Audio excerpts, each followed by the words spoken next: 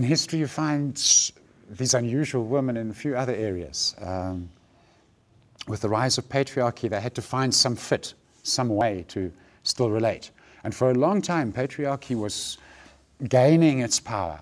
You know, the thread of women's strength was actually in there kind of all the way along. It's only the last 2,000 years or so that it's got very heavy and total indeed. The Hetiara of Greece were women of unusual capability. You know, one of the Dakinis' prime characteristic in a culture, as far as the men are concerned, is that just even a short encounter with her, just even to meet her, whatever, she moves you. That's the point. And the Hetiara took on moving guys, but they got very particular about it. Moving alpha male, top achiever guys in the culture. They'd look around and they'd spot the fellow and reckon, okay, you know, and take him on as a lover, and through that teach him and make him great. I mean, he's got a wife on the side, he's married, etc. This was okay in Greek culture. And he could still go to porne, which were the sort of more regular kind of sex worker. But the Hetiara was a particular flavor. It was difficult to classify her, difficult to put her in with the sex worker category because they were quite marginalized, not as bad as today, but almost very minimal rights and so on. A Hetiara, because of this function she did of raising a young man to his greatness. All the great Greek statesmen, every single last one of them, Socrates and half the philosophers, had some Hetiara that guided them, pushed them along, did the, you could say, physical work of being the muse, being the inspiration to the guy. And then he's there, fine, let him go. Fetch the next one, raise him. And this was what Hetiara did. They were very rich. they charged fees, astronomical. They were very well regarded in the city because out of these fees they paid huge taxes, and they were well known also for, you know, public works, you know, build a huge swimming baths or build a school, a library, etc. That kind of generosity and flow with their financial way. And they were regarded in the culture as absolutely the equal of the senior men of the culture, of the city, of the culture. There's a funny thing where Greek words get around the world. If I say in South Africa, Sampuza, everyone knows what I mean if they know a bit of Afrikaans and a bit of Zulu. Sam together and Puza drink. Symposium, very similar. In Greek, was the men getting together, sim, from the Sanskrit root where we get samadhis, you know, close to God or close to something, close, and symposium, the poozing is drinking. So the way a symposium worked, if we're the elders of the city, we get together, somebody's in charge, and his big thing of being in charge, what he does to regulate things, is he gets to mix the water, the wine that everyone drinks.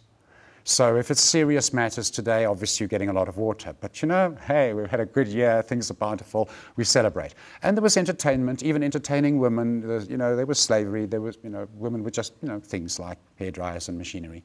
There was that. But the Hetiara sat with the men in that. They could even be the head of the symposium. They were absolutely equivalent of the elite of the male culture. They found their way in patriarchy as being right in there in the command position of it, and very influential in it.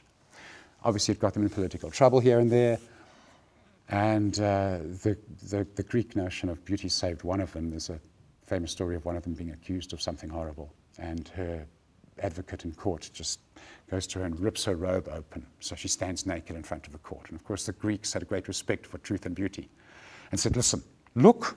Can it be guilty? You know, I rest."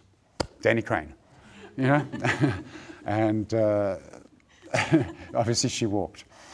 So another, a little bit earlier than that, over Egypt's side, where a lot of Greek culture came from, was what's called the king-making ceremony.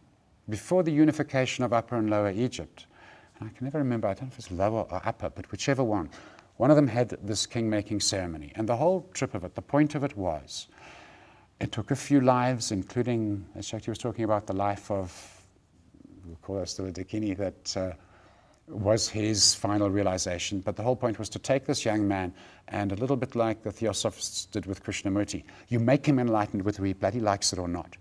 You know? Put him through enough pain and trauma, and push him to his realization of having to allow that. You know, You could say in some ways it looked rather cruel. Buddhist monasteries look a bit cruel if you're a young monk. But altogether it was an exercise to produce an enlightened man, produce someone at that level of awareness. That then you just tell him, sorry, but dude, this is your job. There's the throne. Rule us. Let's keep this going. And that's the way Egypt used to roll along.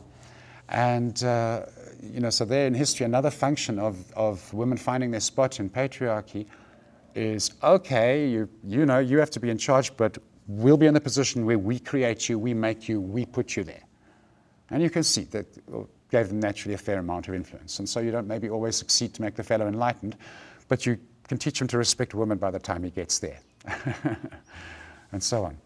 Later than the Greeks, the early Christianity is very much a combination of old Egyptian and then Buddhist influence, really. It's very much a fusion of that. And you've got the Gnostics, the Cathars and Gnostics, the early Christian sects that the current Christians we have, historically, obviously you always have the winners now. They weren't the winners. They once upon a time got kind of ethnically cleansed. But before that happened to them, they found another way with patriarchy, these women of power. They got into also political power. They had a different model of doing it. It was quite elegant.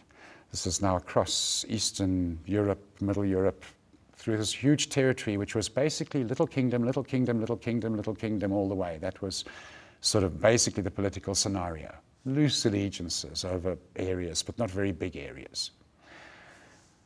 The way the Gnostics worked was their priestesses trained up young men to know the arts of love, physical love, powerful sexuality, deep appreciation of the emotional nuances of the thing, being able to sing beautiful songs, songs of love, songs of what's called courtly love. The definition of it is really only, it can't really happen in marriage. It happens anywhere else, but marriage somehow murders it. But they would sing these songs, which had a kind of somewhat a subversive message to the culture, somewhat a bit of undermining the patriarchal ways message and so on, but doesn't matter. They were these troubadours singing these lovely songs. Not at all trained warriors, very lovely young men. Off they went into the country. And they had quite an attrition rate, you can imagine.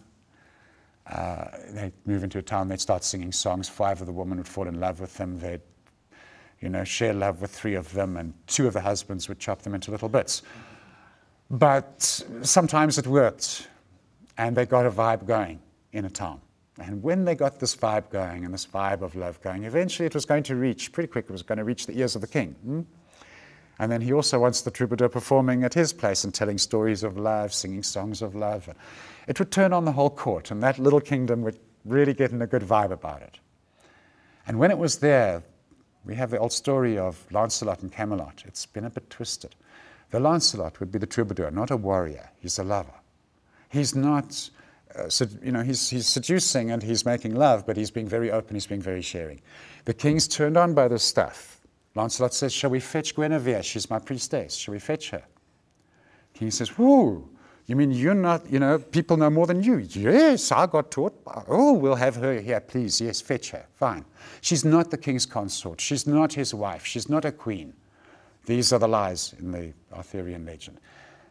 Later disinformation added. Guinevere comes. She's the Gnostic priestess. She teaches the king. And from there, you can see her position of power in terms of that kingdom, very nicely entrenched, very solid.